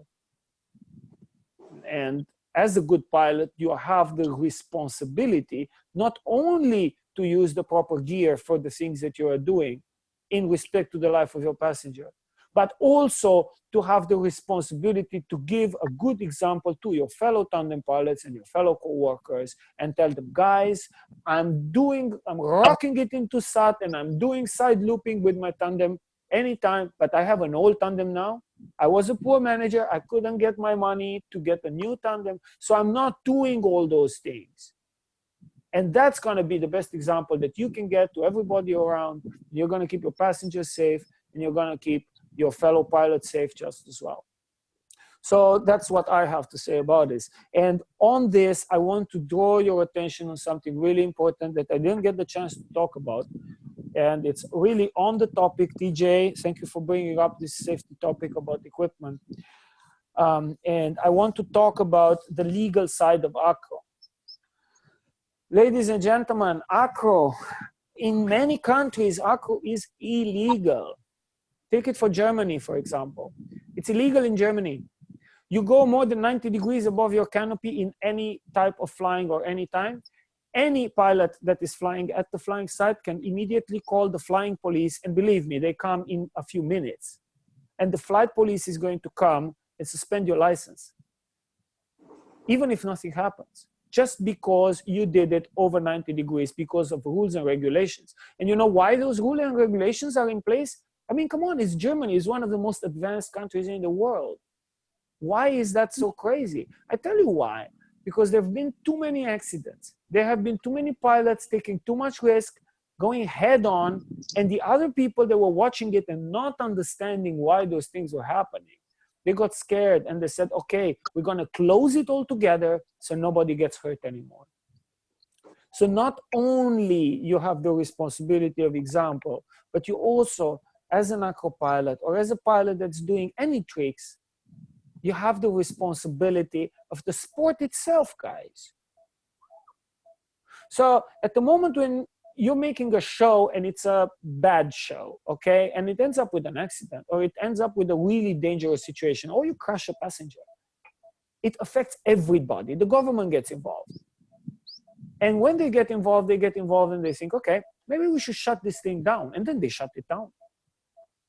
And once it's shut down, good luck opening it.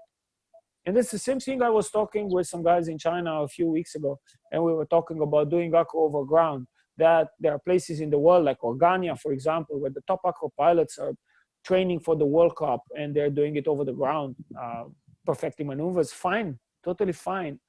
It's fine for them, okay. They know how to safe exit. They have, I don't know how many rescue deployments already, and it's just a question of perfecting the way to do it. They've also learned over water when they learn. But giving that example and saying, okay, hey, why can't we learn acro over the ground? And I'm like, yeah, you can, but if you crash, you're gonna cry. But the thing is, other people get involved. And you might get the government taking an action against it. And then the whole sport has to suffer. And instead of having like a free skies where we can enjoy and just ride the G and I don't know, also showing off, why not? When you do it with good skill and you know what example you're setting, yeah. And instead of that, what you're gonna have? You're gonna have just the basic taxi driver job. Take him off, land him, take him off, landing, and that's it. You're not going anywhere. And for sure, you're not doing any tricks, because there's always gonna be a smart guy next to you who's gonna be like, hey, why are you doing it if I can't do it? And then, you know, I'm just gonna make a phone call and put you down, man, because acro is illegal, you know? So be careful with this. Every single unfortunate event from acro and from tandem flying is affecting the whole community. When they're not going to stop tandem because, you know, people need to make money and it's a huge industry in India and everywhere in the world, there's no point of hiding behind the finger. So they will let people fly tandem, but it's very easy for them to say no more acro for anybody. So please be aware of this as well. And let's try not to push our luck into this sport. If there's just a few acro pilots at the moment in India, that means that it's great. It's great room for improvement. There's a lot to learn for everybody. But at the same time, let's not cut the branch from under our feet before even starting. So thank you for taking the time to listen to me. Guys, come on. We love flying. We love acro. Thank you. Thank you, Colin. Colin, we're running out of time. We're going to take another question from Gurpreet. We have just a few more questions. Let's take that and then you can conclude, brother. Just a quick question from Gurpreet. Thank you. Okay. Gurpreet, go ahead. Hi, Colin. Hello, Gurpreet. Hi. I wanted to ask you, or rather bring to the front, how much understanding of aerodynamics, or how much is the importance of understanding the aerodynamics and the science and the pendulum forces for an acro pilot? Is it just practice, or all this study is also required? Okay, that is a very, very competent question. It's a lovely question, and I would like to associate it with the way in which we evaluate pilots. Like many times it comes to the question how good a pilot is, or what are the quantifiers of a pilot's capacity, of a pilot's status as a pilot, which is the better pilot. So we've got 4 quantifiers in paragliding: the theory, the skill, the experience, and the attitude. So we've got those 4 parameters: theory, the amount of technical knowledge that you have and understanding with mind; skill, the ability, the sum of all the muscle memory, reflexes, and so on that enables you to fly a paraglider; experience, experience is the logbook, as just exactly what and how much you have experienced in paragliding; and the 4th is the attitude. And the attitude is the most important thing.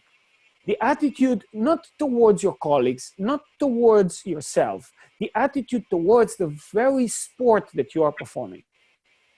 The attitude towards the activity that you're doing. And that's including everybody. It includes your colleagues, it includes yourself, it includes everybody. So I would say the most important thing would be the attitude. And that's the hardest one to measure. Like, we can measure a pilot's theory level by doing tests, and then we know how much they know and how much they don't.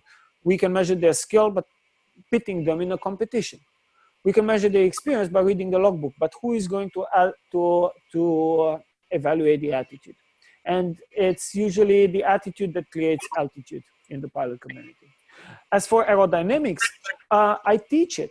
I teach it in the SIV courses as well. I will start with about 2 hours of at least 1 hour of aerodynamics, just to know that we are on the same page and that the students get a chance to understand it from a mechanics point of view. Not everybody is interested and not everybody benefits from this. There are very intuitive minds that just go on the feeling. They focus on the skill experience and they use the theory just as a general knowledge, and they don't get into the physics of it. But to give an opportunity to all those pilots that might be interested to open an ear, I will teach aerobatics always, because that is the only way to actually explain the things in a scientific way. I mean, you can tell them that, all right, guys, if you lean into the turn, it's going to go faster. And it makes a sense, and nobody's going to question it, but maybe somebody's going to ask, okay, I want to understand how does that change things? And then you go and explain that person, and it's going to open a whole new level of understanding. So that's where I say, aerodynamics, just as in normal flying, and even so more into acro, can be a great tool for understanding the movement of the glider, but I don't see it necessarily compulsory. So it's good, but it's not as important as attitude, for example, or having the right mindset or the right respect towards activity. Okay, thank you. You're welcome. I teach ladies also, and I break it down. I teach a lot of aerodynamics, but I see a lot of people don't also, and I just wanted to bring it up and have your view on this. So thank you very much. You're welcome. Thank you for that question. And Colin, would you like to, and just a quick thing on that aerodynamics is when you try to explain to me something, man, you're like in a minute, I'm like off. You know, I just turn off and I'm like, yeah. I tell you, right, always just tell me the feeling of this, show me what it is, tell me, let's watch the video, go through that.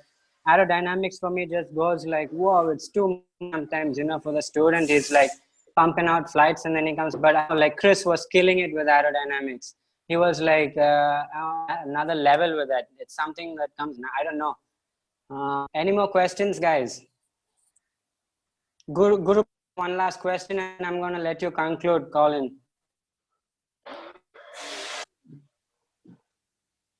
Guru, go for it, brother. Yeah, my question is regarding the paragliding, the locations above water, which are, I would say, more economical, because I had been to Aerodynamics, and that is the only experience I have taken. So something within India, and I just know about Pokhara, but you may, based on your experience, which are locations which should be preferred to practice above water, like, and taking into consideration the amount of money that goes in, the time that goes in. Okay, so Guru Prasad, just as you mentioned before in your question, is a hidden another question that is money and time. So both are important. It's not just the money that you're spending at the end per flight, but it's also the time that you're spending for that paragliding adventure of yours. So then if you're looking at the short time, let's start with the time because it's more simple. If you're looking at time efficiency, let's say your priority is time because you only have 2 weeks in a season when you can afford to fly Acro. And this is the case of most tandem pilots. Most tandem pilots really don't have the time because they have to be there and work. So a week or 2 is maximum they can take. I definitely recommend Oludenis in this case. Yes, it is more expensive from the costs per flight, but as an overall experience, it is dazzling. The safety height is huge. You come out with 1,200 meters above the water, so you can basically train anything. And also the services are very fast. The boat service is fantastic. The ambulance in the hospitals and everything that is for the safety, that is all there. And the pilot community is incredible. And the options that you have for training there are huge. Of course, the downside is that per flight, the cost comes much higher. Then, on the other hand, for the pilots that have a lot of time but don't want to spend much money, then there are different options. So, for example, personally, I like to train in Austria, and I like to spend my summer in Austria, where you get about 600 meters, 600 to 800 meters netto over the water. The lifeboat is super expensive. So if you go in the water, you got to pay like 300 euros to get fished out. But on the other hand, it's very cheap with the cable car, and with the accommodation, you can also manage quite good deals. Sometimes, it depends. So if you're planning to stay more than a month, like you're planning to spend a month or more, then locations around Europe, such as in Austria, in Görlitz, or in France, in Annecy, or it depends. It really depends where you've got the best connections for the stay to be cheap. And of course, Pokhara as well. Pokhara is a nice option. The problem in the Pokhara is that the height that we are coming out over the lake is quite limited. So depending on the maneuvers that you are planning to perform or you are planning to learn, you have to consider this very well before choosing Pokhara. If you're really good with thermaling with an Acro glider or with a Freestyle glider, then Pokhara is for sure a very good option because most of the days you can thermal really nicely in season, and then you're not coming out with 300 meters, you're coming with 700 or 800 meters, but you need to have good skills for that. And yeah, of course, for example, Lake Garda as well in Italy is a really nice place to do training. However, beware of the high season there because in the high season, the prices are huge, and it can end up more expensive than Oludenis. So yeah, it depends on your time of training that you want to put into it, and so you choose your locations as well. I haven't been to Bilaspur in India yet, but probably I'll come and check it out. You guys should think about the local options for training Acro that there are, and the better you organize within each other and with instructors, the better you're going to perform and the more money you're going to save by having efficient training.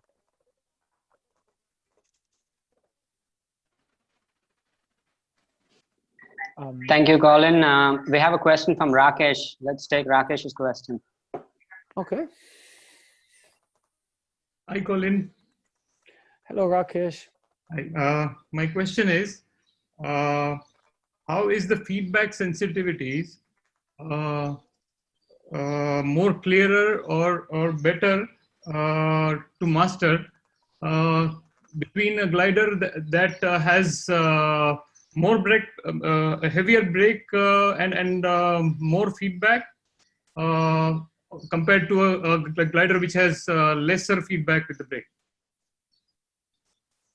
and a lighter, softer pressure? Okay, so Rakesh. For a full stall. I think I understand what you're trying to say. Let's not forget that there are two parameters that define the sensitivity. It's not only the pressure in the brake, but it's also the brake travel for a certain effect. Sure. So it depends about the pressure and the position. at a certain point. Like I'll give you an example, an acro glider that has a very light brake pressure. So it's very soft in the brake, but as soon as you pull 10 centimeters, it's in nose down spiral. And there is also acro glider in which you pull and it's hard, the brake, and the glider reacts, but later and slower. So it's not so sensitive. So there's no direct connection just between the brake pressure and the reactivity of a glider. It also depends on the brake travel as well. Usually the less pressure and the less travel and the less pressure gives a better handling, in my experience. So I would recommend a glider that reacts fast for little input and without too much pressure. A glider that reacts only at high pressure is, even if the travel is short, is quite uncomfortable. And of course, the worst case is when you've got a glider that needs a lot of pressure and a lot of travel, and can be characterized as a lazy glider. So with little pressure and little movement, the maximum effect would say is the most maneuverable glider. However, you must be of level to fly such a glider, because then mistakes during aerobatic flying, like forgetting your hand in a pulled position, can have dramatic instant effects. The glider will do exactly what you're saying. And if you're telling it to tell the glider something stupid, it's going to do something stupid for sure. So you need to be careful with this, Rakesh. The more sensitive the glider, the more experienced the pilot should be. Great, awesome. Thank you. Thanks a lot. You're welcome, Rakesh. My pleasure. That's why I'm here. Thank you, guys. Colin, I don't have any more questions for now. And if you would like to finish off this session, man, go ahead. All right. So, yes, I can see that. Guys, thank you for having me here. And thank you for listening to my answers to your questions and to my overall view on things. In conclusion, what I would say is that, guys, you can clearly see and feel what acro means and how much fun it can be. And we're in the 21st century, in the year 2020, and we've got so much stuff that helps you. We've got the right gliders, we've got the right knowledge, aerodynamics, we've got the right people to devote their lives to this sport. We've got everything set up, and we've got the enthusiasm to fly and to ride the sky in a knowledgeful way. So let's make use of that. Let's make that compromise. Let's take a little bit of time. Let's take a little bit of an investment to go to a place, to do a course, learn the basics of the safety, and then from there on, explore the possibilities of this 3D dance in paragliding. Because the sky is not the limit, it's our playground. That's where we go upside down with the vultures and everything. And there is a huge advantage to aerobatics as a sport, as an extreme sport, as opposed to motorbiking, to speedboating, to speed flying, to wingsuit flying, is that, guys, there is a big advantage, is that with acro, you have time. Acro is not meant to be done next to the ground. The excitement of acro comes from the movement in the 3 dimensions, from the way you spin the world. And you can do that in the top of the sky with hundreds of meters of safety altitude. And it will not feel less excitement than if you do it at lower heights. It will feel just as exciting. But if you take a wingsuit guy, okay, jumping from an airplane and flying his wingsuit at 2 kilometers over the ground, there's one thing. But if you take the same guy and you put it 5 meters next to the ground, like just there scraping the forest at 100 miles an hour, there is a complete huge difference. So you see, in wingsuit and proximity flying, the pleasure and the excitement comes from a great danger that is being very close to death. One mistake and you're gone, you're dead. But in Acro, you can make one mistake and you'll still have a height to fall. And if you've done the rest right, you can throw your rescue parachute or recover your glider. You can make 2 mistakes. It takes a series of mistakes, most often. It takes a series of mistakes to make an accident from Acro. And even then, you still have the height to fall into.